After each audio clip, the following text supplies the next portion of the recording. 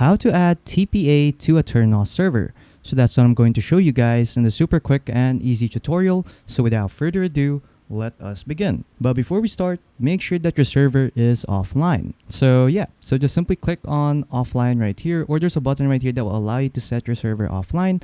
So once your server is offline, what you want to do now is go to the left side right here and then just simply go to software. And then once you're here, what you want to do is just simply scroll down until you see install plugins. So just simply click on read more right here, or you can just simply open it in a new tab. And then once you're here, just scroll down until you see install a server software for plugins. So the most recommended software right here is Paper MC.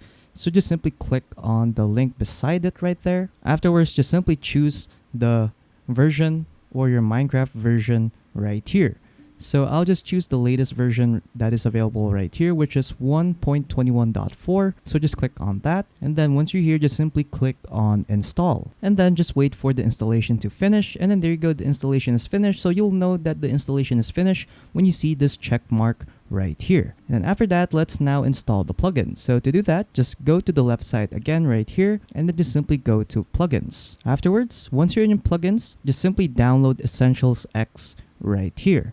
So just click on Essentials X, and then from here, what you want to do is you just simply choose the version that is compatible with the Minecraft version that you've chose. So for me, I'll just download the latest version right here.